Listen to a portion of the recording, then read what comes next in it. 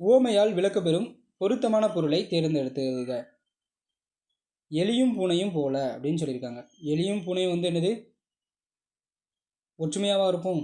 பகை தானே. இங்கே பகை இல்லை, வேற்றுமை. எலியும் பூனையும் அப்படி தானே. அப்போ ஆப்ஷன் பி. 22 இலவு காத்த கிளி போல. உவமையை விளக்கும் பொருள். இலவு காத்த கிளி வந்து என்னது, ஏமாற்றம். ஓகேவா, ஆப்ஷன் ஏ.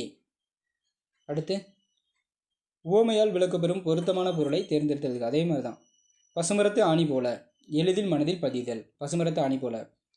ஓகேவா, இது எல்லாமே புக்கில் இருக்கிறது தான், எதுவுமே இது வரைக்கும் வெளியே போகலை. இப்படி நம்ம குரூப் 4 கேட்டிருந்தால் நம்ம எப்படியோ நல்லா எழுதியிருப்போம், அப்படி தானே. அடுத்து சரியான கலைச்சொல். கலைச்சொல், இந்த கலைச்சொல்லை பார்க்கும்போது தான் இப்படி இருக்குது. ரீஃபார்ம் அப்படின்னா என்னது, சீர்திருத்தம். ஓகேவா. அடுத்து 25வது கொஸ்டின் பாருங்கள். உனக்கு கதை எழுத தெரியுமா என்ற வினாவிற்கு கட்டுரை எழுத தெரியும் என்று கூறுவது வந்து என்னது, இனமொழி விடை. அதுக்கு சம்மந்தமே இல்லாமல் ஒன்று சொல்கிறது வந்து இனமொழி விடை அப்படிங்கிறது தான்.